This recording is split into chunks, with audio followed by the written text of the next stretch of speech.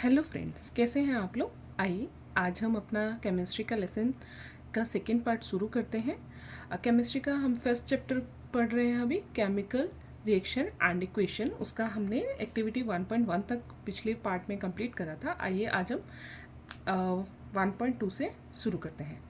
Activity 1.2 इसमें क्या कहा गया, इस एक्टिविटी 1.2 में आपका कहा गया है कि take a lead nitrate solution in a test tube. आप एक टेस्ट ट्यूब में लेड नाइट्रेट का सॉल्यूशन लीजिए, उसमें कुछ पोटेशियम आयोडाइड सॉल्यूशन को ऐड कीजिए।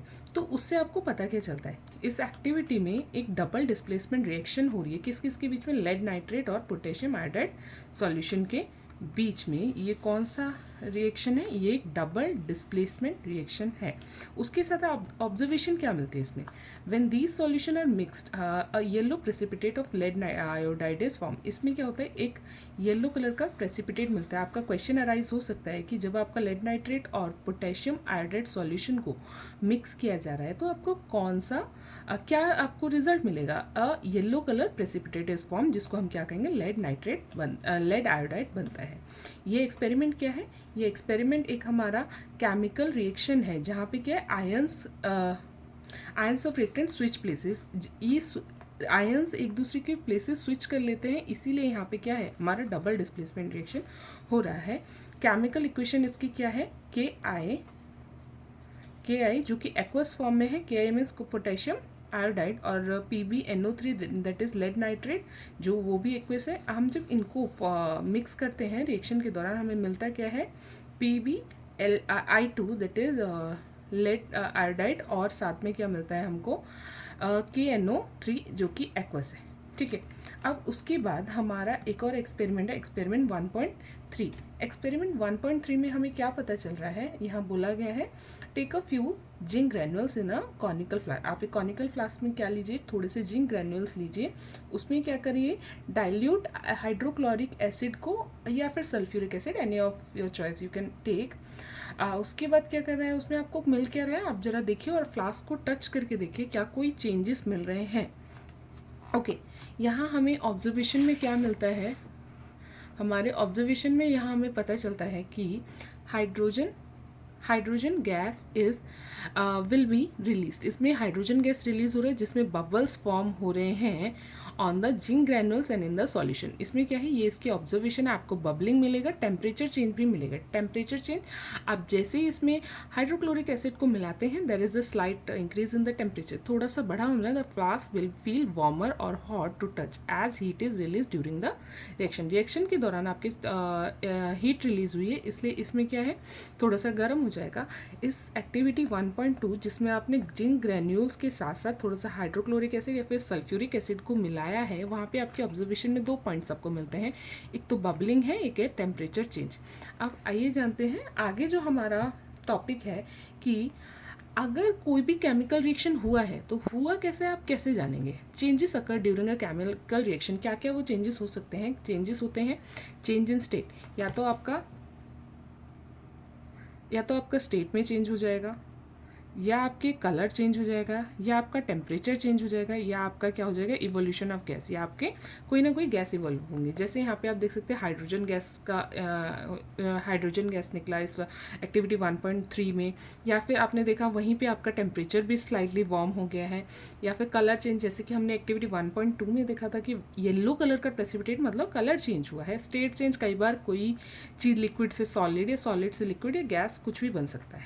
आइए अब हमारे पास अभी तक हमने एक रिएक्टेंट नाम का वर्ड देखा था। वो रिएक्टेंट और प्रोडक्ट होता क्या है, किसी भी केमिकल रिएक्शन के दौरान आप कुछ चीज़ें इनिशियली लेते हैं और कुछ चीज़ें आपको इनिशियल रिएक्शन के बाद कुछ मिलता है, आपको प्रोडक्ट मिलता है। तो रिएक्टेंट क्या होता है, the substances that undergo chemical reaction are called reactant. आप एक रिएक्शन के दौरान आपकी जो भी चीज़ें यूज़ हो रही हैं वो सब आपके रिएक्टेंट होते हैं। रिएक्टेंट को जनरली हम LHS में लेफ्ट हैंड साइड में लिखते हैं। दूसरा है प्रोडक्ट। प्रोडक्ट क्या है, द न्यू सब्सटेंस, जो भी नया substance form during the reaction, आपका जो भी नया सब्सटेंस बनेगा रिएक्शन के दौरान उसी को हम प्रोडक्ट कहते हैं। ओके, रिएक्टेंट एंड प्रोडक्ट आपको क्लियर होगा। जैसे कि हम देख सकते हैं यहाँ पे एक रिएक्शन है जो एक्टिविटी 1.1 में हमारा क्या था, मैग्नीशियम रिबन को हम बर्न करते हैं in the presence of oxygen. यहाँ देख रहे हैं हमारा पहला रिएक्टेंट क्या है, हमारा रिएक्टेंट है मैग्नीशियम मैग्नीशियम के साथ साथ ये एटमॉस्फेरिक ऑक्सीजन है उसके प्रेजेंस में ये जल रहा था, इसलिए मैग्नीशियम प्लस ऑक्सीजन ये देता क्या है हमारा MgO।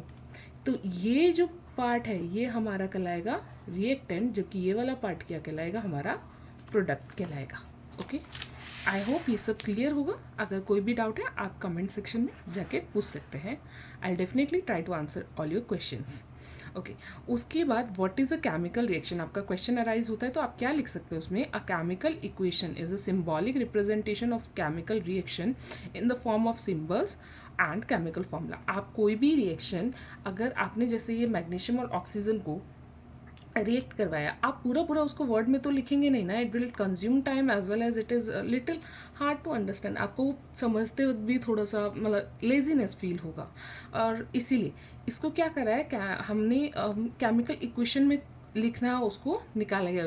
इसका सॉल्यूशन क्या है, आप उनके सिंबल्स को याद करके जस्ट सिंबल्स के फॉर्म में आप किसी भी केमिकल इक्वेशन को बता सकते हैं। जैसे कि आप देख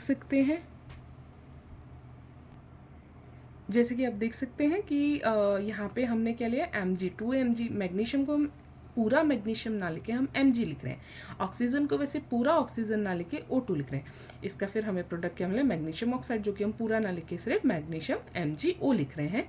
it is the way how we can write the chemical equation. इस तरीके से आप किसी भी केमिकल इक्वेशन को लिख सकते हैं। उसके बाद आता है what is skeletal chemical equation. ये कुछ क्वेश्चन है जो CBSE डेफिनेटली आपके 2 मार्क्स में 1 मार्क्स में 1 मार्क्स तो नहीं 2 मार्क्स में ज़रूर पुट करेगी। सो इट इज़ बेटर कि आप छोटी से छोटी NCERT में ही पूरा का पूरा निचोड़ है क्वेश्चन।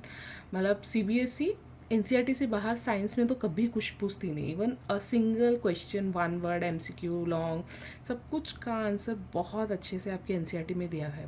बस आप जितना ज़्यादा NCERT को रीड करेंगे उतने अच्छे से आप उस चीज़ को ग्रैब कर पाएंगे। एंड जब मैं पढ़ती थी, मैं पूरी बुक को ही 3 से 4 बार पढ़ लेती थी, और इससे मेरे को इतना बेनिफिट होता था। क्वेश्चंस मेरे को एकदम मतलब टेस्ट पेपर लेने की ज़रूरत नहीं पड़ती थी, मेरे को आंसर्स अच्छे से आते थे क्योंकि मैंने बुक इतनी अच्छे से पढ़ी हुई होती है। What is skeletal chemical equation. Skeletal chemical equation क्या होता है, ऐसा कोई भी इक्वेशन जिसमें क्या है आपके LHS और RHS का मास या फिर नंबर ऑफ एटम्स मैच नहीं करते।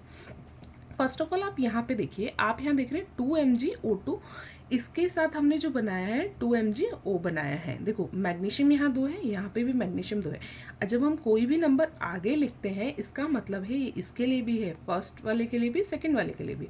और यहाँ देखो O2 2, ऑक्सीजन 2 है, और यहाँ पे भी देखो ऑक्सीजन कितने हैं 2 है।